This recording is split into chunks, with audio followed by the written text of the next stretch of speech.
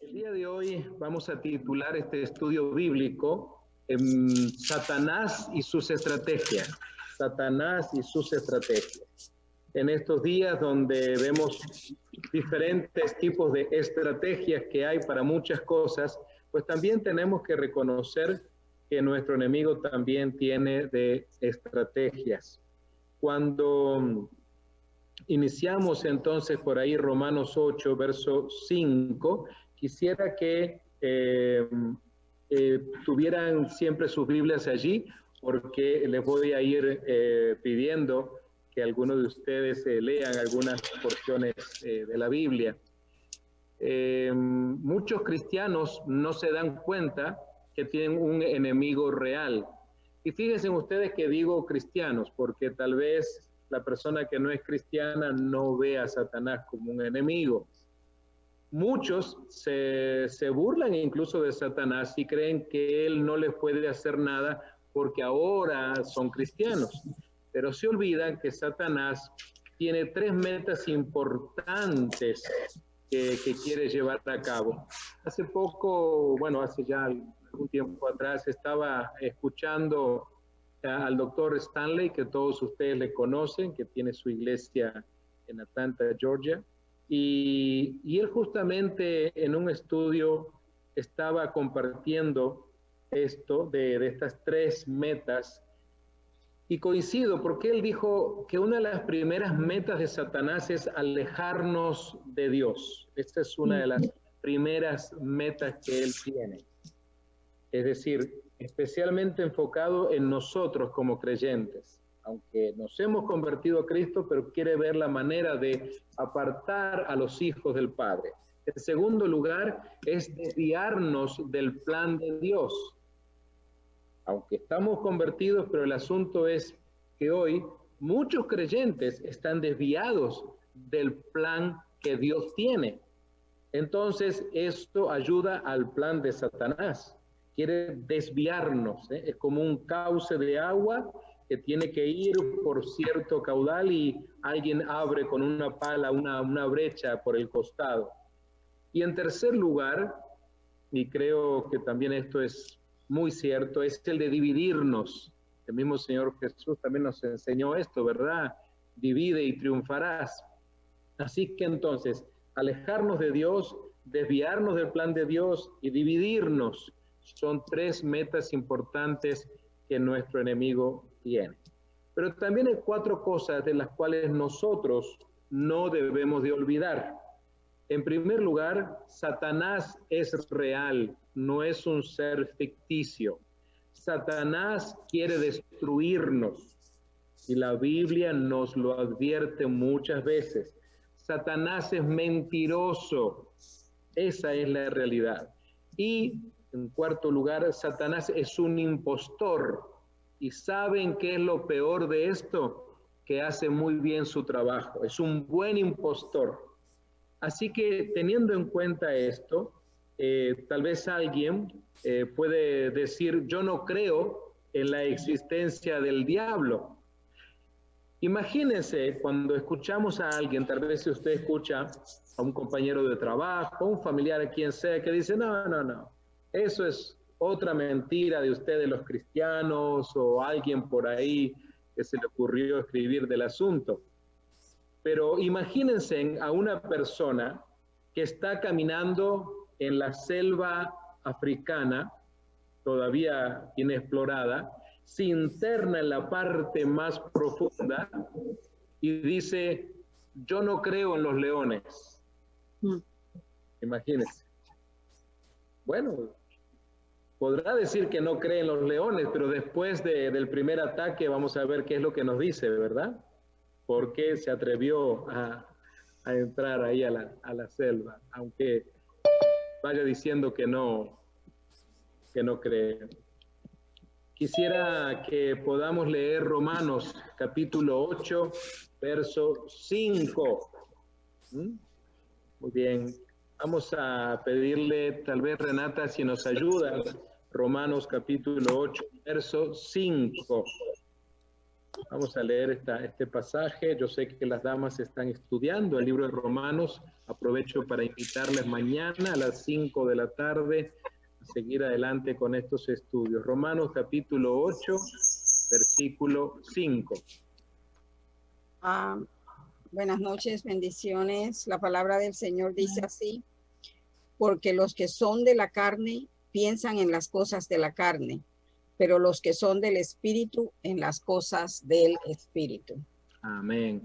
Qué interesante entonces lo que Pablo nos está dando aquí. Y fíjense, hay una palabra clave que yo les marqué ahí, ustedes lo ven en la pantalla, que es la palabra carne. Y podríamos preguntarnos, en el siguiente slide lo tenemos, ¿qué es la carne? ¿Qué podemos explicar acerca de la carne? ¿Qué le diríamos a un amigo, a una persona que nos escucha hablar así? Porque usualmente la gente interpreta que, bueno, carne es la que compramos en la carnicería, o carne es lo que está revistiendo mis huesos. Bueno, pero la carne es ese impulso interno dentro de nosotros que se opone a la voluntad de Dios. Esto existe en cada ser humano y está activo desde el día en que nuestros primogenitores, Adán y Eva, decidieron desobedecer a Dios en el Edén. Esto está activo hasta el día de hoy, aunque alguien dijera, pero eso ocurrió hace mucho tiempo. Bueno, eso quedó, haga de cuenta usted, grabado, insertado en la raza humana. Recién Renata nos leyó el verso 5 del capítulo 8.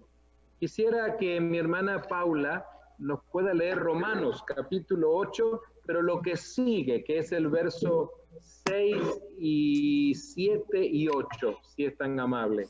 Versos 6, 7 y 8. Por favor. Porque el ocuparse de la carne es muerte, pero el ocuparse del espíritu es vida y paz. Por cuanto los designios de la carne son enemistad contra Dios, porque no se sujetan a la ley de Dios, ni tampoco pueden, y los que viven según la carne no pueden agradar a Dios.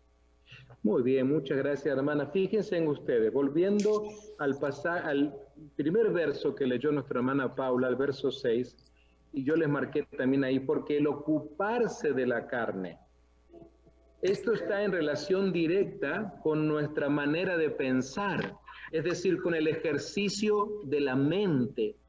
¿Qué es lo que más predomina en nuestra mente? ¿Cuál es el pensamiento que constantemente o que más abundantemente está en nuestra mente? ¿Cuál es el tipo de pensamiento que sobreabunda en su mente? Si usted analizara hoy, día viernes, desde que salió de su cama después de haber descansado y tuviera que haber anotado en un papel cada uno de los pensamientos y después los clasifica o los empieza a escoger, ¿qué fue lo que predominó? ¿Qué tipo de pensamiento? Tal vez alguien dirá, bueno, fueron pensamientos en relación al trabajo, fueron pensamientos en relación a la familia, pero ¿qué es lo que predominó?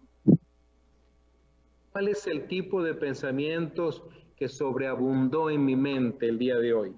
Luego podríamos extenderlo a toda la semana. Son, por ejemplo, pensamientos codiciosos. Tuvimos pensamientos que, ay, ¿por qué no tendré tal cosa? Ay, si yo tuviera esto. Ay, si yo tuviera ese carro, y miramos al vecino.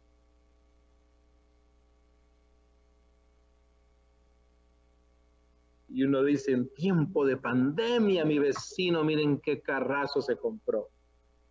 Pensemos, de repente son pensamientos de ira.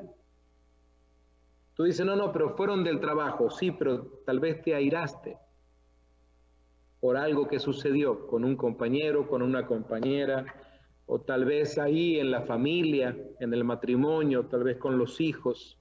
Son pensamientos tal vez con envidia. Hubo algo que miraste, que anhelaste. Saben, no vamos a entrar hoy en materia de estudiar el capítulo 4 de Santiago, pero justamente allí es que nos exhorta Santiago, este medio hermano de Jesús, a alejarnos de todo eso.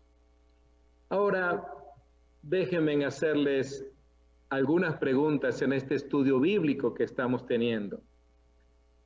¿En qué estás más ocupado últimamente? ¿En qué has estado más ocupada en estos días? Tal vez en el trabajo, tal vez en la educación, en tu salud, en criar, en tu vida social. Pablo dice en el pasaje que nos leyó recién la hermana Paula, dice que el ocuparse del espíritu es vida y paz. Dos cosas que conjuga aquí Pablo.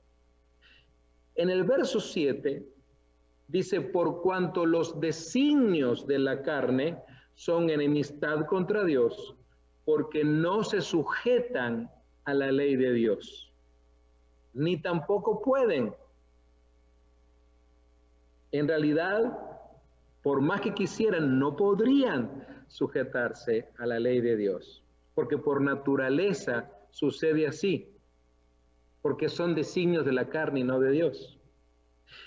Y agrega algo Pablo, dice, y los que viven según la carne no pueden agradar a Dios. En definitiva, claro, no podemos agradar a nuestra carne, traer satisfacción a lo que mi carne, acuérdense, los impulsos de los cuales hablaba hace un rato, y a la misma vez de satisfacer mis impulsos, también agradar a Dios. No se pueden hacer las dos cosas. Es decir, no puedo tener pensamientos puros e insanos a la misma vez. Los pensamientos mundanos y los pensamientos que agradan a Dios no pueden fluir juntos. No puede emanar agua dulce y amarga de la misma fuente o del mismo manantial. Eso es imposible. La mente controlada por Satanás no será controlada a la misma vez por Dios. No puede mi mente dividirse a la mitad y decir, bueno, el hemisferio izquierdo es para Satanás y el hemisferio derecho es para Dios. Por supuesto que no. Quisiera que pudiésemos leer el verso 9. Avancemos un poquito al siguiente verso. Y tal vez me gustaría por ahí, a ver, mi hermana Rosana Matthew, si nos puede leer el verso 9. Después de la lectura que tuvo nuestra hermana Paula, que ella leyó hasta el verso 8, leamos un poquito este verso 9, por favor. Porque la palabra de la promesa es esta: por este tiempo vendré y Sara tendrá un hijo. El versículo 9 de Romanos 8, ¿verdad? Siempre. No, Romanos 8, disculpe, se me pasó la. Romanos 8, 9, sí. Si quiere, lo tiene ahí en la pantalla. Sí, está bien, mas vosotros no vivís según la carne, sino según el Espíritu. Si es que el Espíritu de Dios mora en vosotros, y si alguno no tiene el Espíritu de Cristo, no es de él. Qué interesante, el condicionante. Si es que el Espíritu de Dios mora en vosotros. Un condicionante que pone Pablo. Hay un condicionante, le decía recién, muy importante, ¿no? Si es que el Espíritu de Dios mora en vosotros. Usted tiene la seguridad de que el Espíritu de Dios mora, es decir, que habita en usted. En otras palabras, ¿es usted constantemente habitación del Espíritu Santo de Dios? Porque tal vez alguien me dirá, espérese, yo tengo membresía en la iglesia, yo soy cristiano, yo me bauticé. No, porque no se le está preguntando si usted tiene membresía, si usted se bautizó. La pregunta habla de si es usted habitación del Espíritu Santo de Dios. La pregunta no es si usted es una persona religiosa o religioso.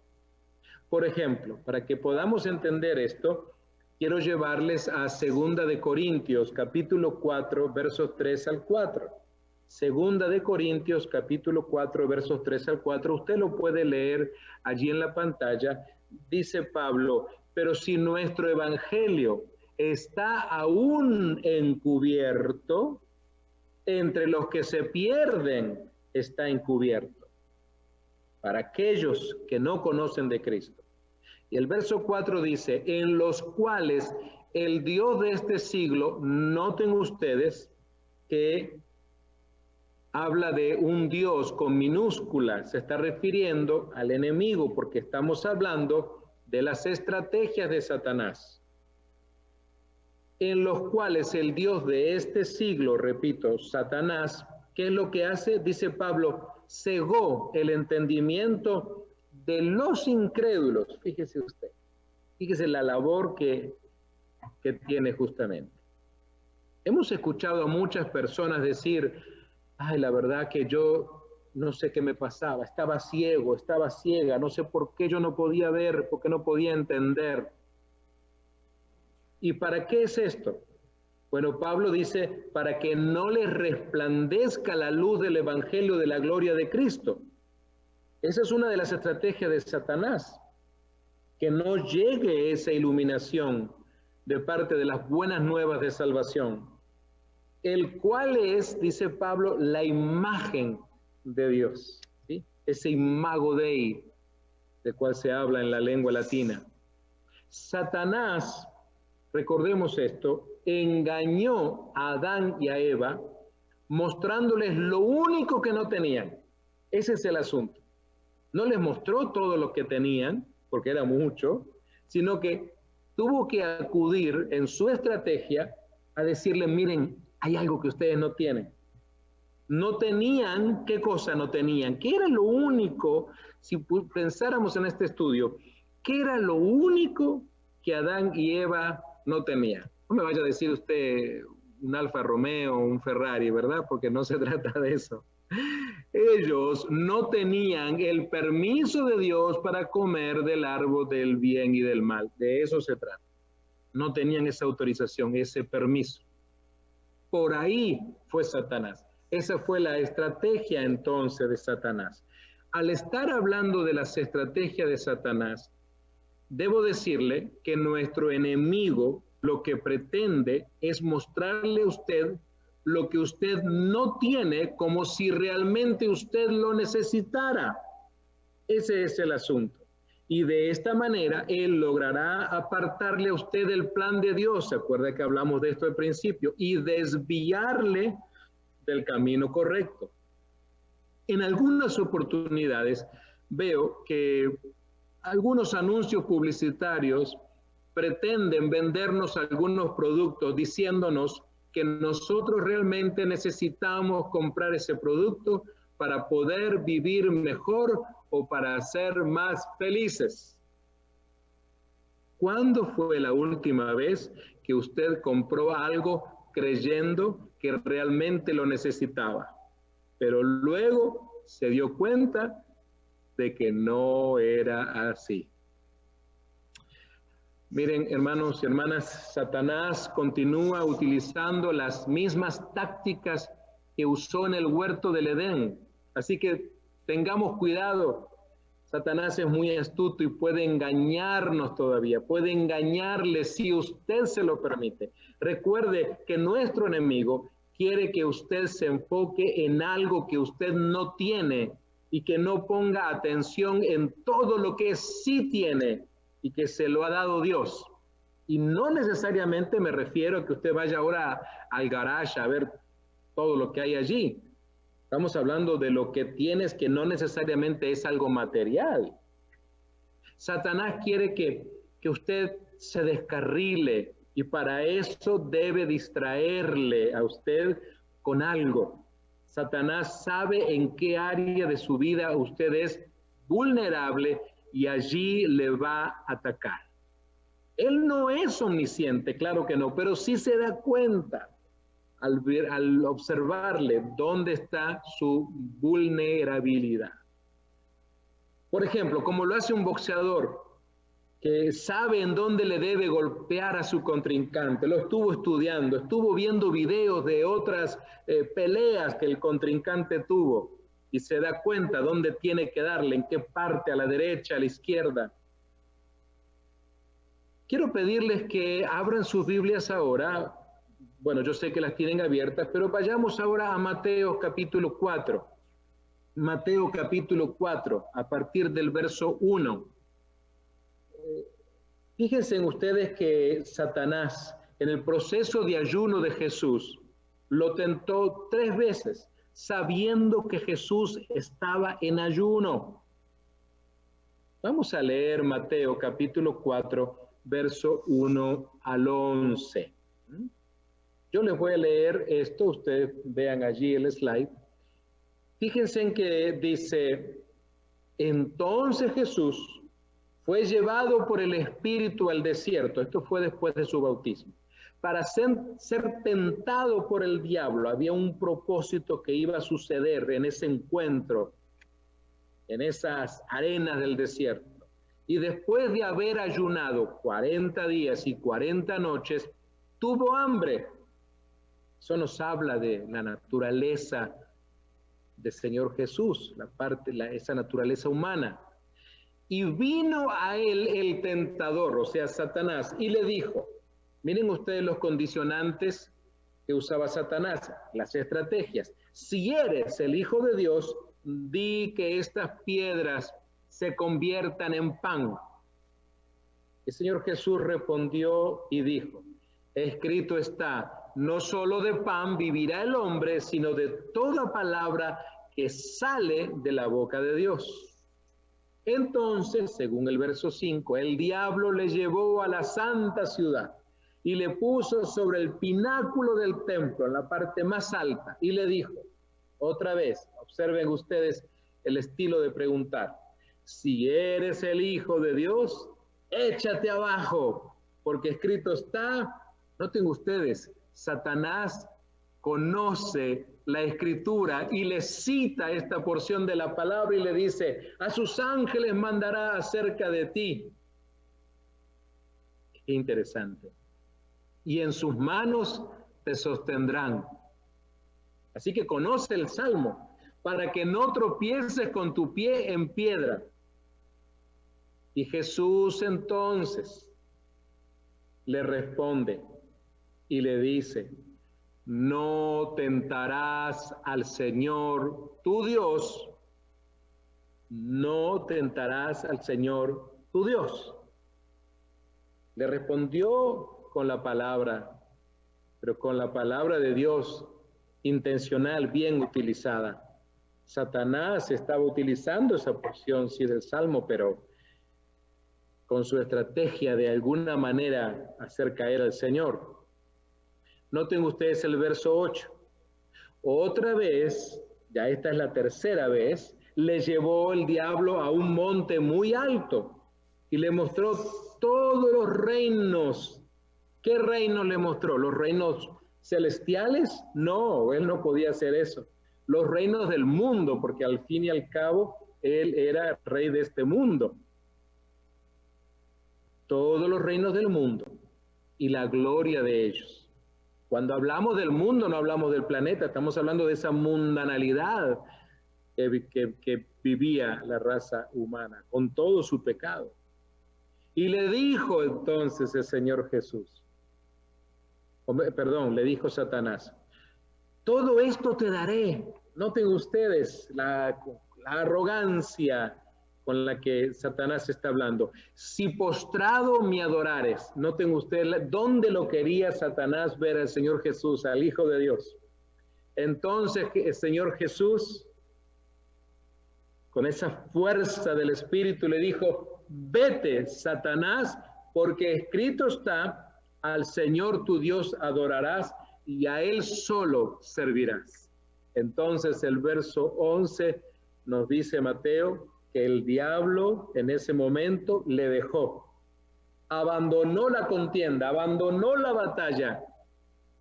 Y he aquí, dice el pasaje, vinieron ángeles y le servían, porque recuerden, el Señor Jesús tenía hambre. Hermanos, hermanas, miren, Satanás sabe en qué momento de nuestra vida debe atacar. Sabía que el Señor Jesús estaba en un proceso de 40 días de ayuno y oración. ¿Ha pensado en qué momento es usted vulnerable? ¿Cuándo eres más vulnerable? ¿Cuando estás enojada o enojado? ¿Cuando estás triste? ¿Cuando no te alcanza el dinero? ¿Cuando te han dado malas noticias? ¿Cuándo eres tú más vulnerable? ¿Se acuerdan que al comenzar el estudio le cité al doctor Stanley y también le escuché decir que debemos tener cuidado cuando estamos, por ejemplo, me llamó la atención esto, él decía, cuando estamos hambrientos, cuando estamos enojados, cuando estamos solos o cansados. 4 cosas mencionó. Solemos ser más vulnerables en esos momentos. Claro, si estoy con hambre, entonces alguien dijo por ahí que lo peor que nos puede pasar es cuando comemos con mucho hambre. Por eso es comer a las horas que hay que comer. Bendito Dios aquellos que lo pueden hacer así rigurosamente. Porque entonces, si comemos con mucho hambre, pues claro, vamos a comer más de la cuenta. Es un área vulnerable. También enojados. Hay vulnerabilidad cuando estoy enojado, porque entonces, acompañado al enojo, pueden salir palabras soeces, palabras malas todavía. Insultos, agresión, humillación. Otro momento de vulnerabilidad, y yo creo que ahí entramos todos y todas, cuando estamos solos.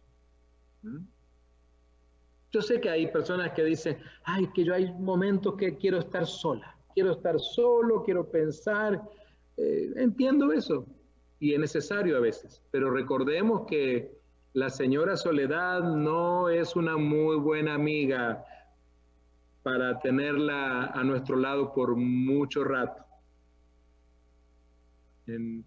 Verdaderamente los momentos de soledad tienen que estar firmemente acompañados por el Espíritu Santo. Hay otra área de vulnerabilidad y es el momento en que estamos cansados, el momento en que estamos fatigados. Entonces de repente en momentos de cansancio podemos aceptar cualquier cosa o decir cualquier cosa. Así que me imagino yo aquel encuentro, viene a mi mente cuando Esaú y su hermano, ¿verdad? Él venía tal vez cansado aquel día cuando Jacob le ofreció y tenía, mire, cansado y con hambre venía Esaú y ni se dio cuenta en ese momento que, ay, sí, tengo tanto cansancio, tengo tanto hambre. Pues sí, hombre, quédate con la primogenitura, ¿qué me importa? Venga para acá mi guisado que tengo hambre y estoy cansado. Buen ejemplo para el área de la vulnerabilidad. Los ataques satánicos surgen en nuestro momento de vulnerabilidad, siempre. Lo que también desea Satanás es crear dudas en la mente de las personas. Lo mismo hizo con Adán y con Eva. Esto es parte de las estrategias. Satanás quiere que usted y yo podamos dar argumentos para defender nuestro pecado. Hay cristianos que justifican su pecado diciendo, bueno, David también pecó cayendo en adulterio y asesinato. Alguien por ahí dirá, bueno, Moisés, un gran líder, también desobedeció y Pedro incluso dudó al caminar sobre el mar. A veces creemos que son buenas respuestas esas. Hay personas que dicen que todo depende de cómo interpretamos la Biblia. Lo hemos escuchado muchas veces. Bueno, no, pero todo se trata de cómo usted, y le señalan, y dicen, cómo usted interpreta la Biblia. Y con eso quieren, de alguna manera, justificarse. Si usted piensa así, permítame preguntarle lo siguiente. ¿Ha leído Éxodo capítulo 20, versos 13 al 17? ¿Cómo interpretamos ese pasaje de Éxodo capítulo 20, versos 13 al 17? Porque en cierta manera a Satanás le sirve que usted argumente este asunto de que, oh, es una cosa de interpretación nada más. Vamos a ese pasaje, ya que estamos sobre el final de nuestro estudio. Vamos al pasaje de Éxodo 20, por favor. Todos los que están en Simi Valley, los que están allá en Morpa, para los que están allá por Thousand Oaks, por Newberry Park, tengamos abierto ese pasaje y fíjense en ustedes, ¿cómo interpretamos? ¿Cuál es la interpretación de Éxodo 20? Por ejemplo, versículo 3, no tendrás dioses ajenos delante de mí. ¿Cómo interpretamos el no tendrás dioses ajenos? Realmente tenemos que ocupa hacer una interpretación sofisticada cuando Dios dice no tendrá dioses ajenos. ¿Qué podemos decirle? No, espérate, Señor, tenemos que interpretar lo que nos estás diciendo. Cuando usted era niña o era niño y su papá, su mamá, quienes fueran sus encargados de crianza, le decían a usted, no debes hacer esto.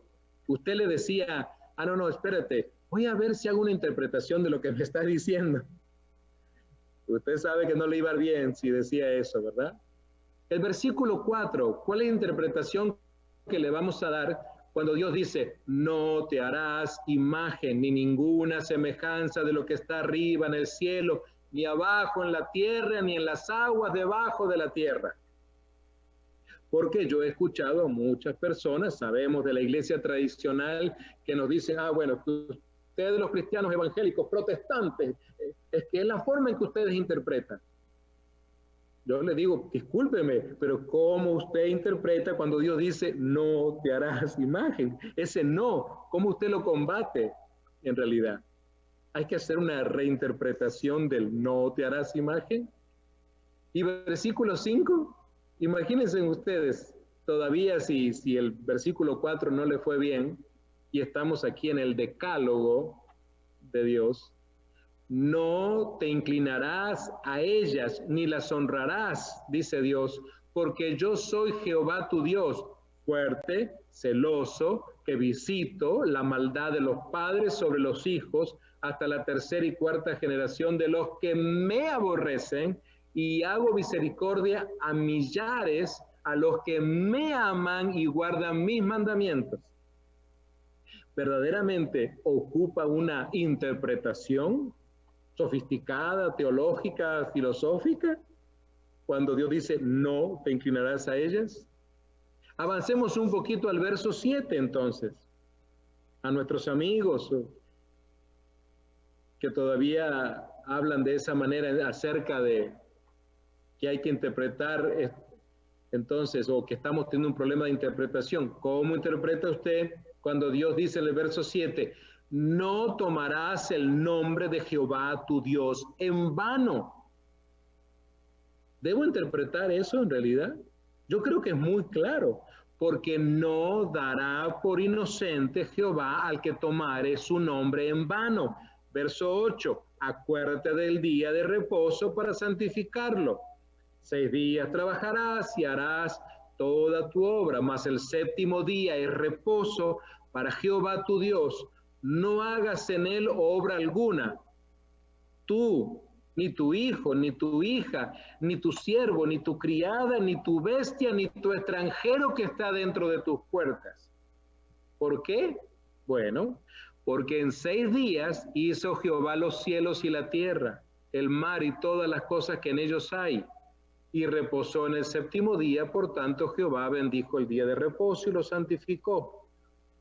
Y el verso 12 agrega, honra a tu padre y a tu madre para que tus días se alarguen en la tierra que Jehová tu Dios te da. Miren ustedes, empezamos con el no del verso 3, no tendrás dios ajenos. El no del verso 4, no te harás imagen. El no del verso 5, no te inclinarás. El no del verso 7, no tomarás el nombre de Jehová en vano.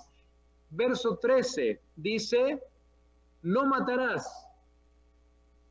Tenemos que darle una interpretación a no matarás para entonces poder matar a alguien y luego decirle a un juez que me quiere mandar a la cárcel, decirle, señor juez, por favor, reinterprete usted lo que quiere hacer conmigo. El verso 14 ocupa también reinterpretación. No cometerás adulterio. El verso 15, no hurtarás, no robarás. Verso 16, no hablarás contra tu prójimo falso testimonio. Verso 17, no codiciarás la casa de tu prójimo. Y agrega, no codiciarás la mujer de tu prójimo, ni su siervo, ni su criada, ni su buey, ni su asno, ni cosa alguna de tu prójimo. Así que entonces, este asunto de que depende cómo interpretamos la Escritura, necesitamos preguntarle a las personas, disculpe, ¿y usted cómo interpreta usted los 10 mandamientos entonces? Hermanos y hermanas, existe una sola manera de interpretar esos mandamientos y es que no debes hacerlo, y punto. Por favor, acepten esto que les digo ahora, no se pongan a debatir con Satanás. Hagan lo que hizo Jesús, debemos dar la palabra. Jesús le dijo, escrito está y escrito está. No tuvo ninguna necesidad de ponerse a debatir con Satanás, ni a negociar, ni nada por el estilo. Recuerde que la Escritura no dice, no deberías matar. No dice, o no deberías cometer adulterio. No dice eso la Escritura. Dice, no matarás, no cometerás adulterio. Hay muchos creyentes que caen en el engaño de Satanás y dicen, bueno, mentir no es tan malo si es por una buena causa. Ay, Dios mío. Satanás nos engaña para creer que lo bueno es malo y que lo malo es bueno. Esto es lo que nos está pasando hoy, inclusive con la juventud de estos días. Veamos esto, porque esto es parte de la estrategia de Satanás, pero Isaías, 700 años del nacimiento de Cristo, nos advierte, porque es la inspiración del Espíritu Santo de parte de Dios. Isaías capítulo 5, versos 20 y 25. Isaías capítulo 5, versos 20 al 25. ¿Lo tienen por ahí? Dice, ay, ¿a quién le gustaría leerlo? A ver, que están muy calladitos. Nos tienen en mute. Ajá. Nos tienen en mute. A ver, vamos a abrirle al hermano Esli que nos pueda leer esta porción de Isaías, capítulo 5, verso 20 al 25, y ahí Andreita nos lo ha puesto en la pantalla para que se nos haga fácil. Dice, hay de los que a lo malo dicen bueno y a lo bueno malo, que hacen de la luz tinieblas y de las tinieblas luz, que ponen lo amargo por dulce y lo dulce por amargo.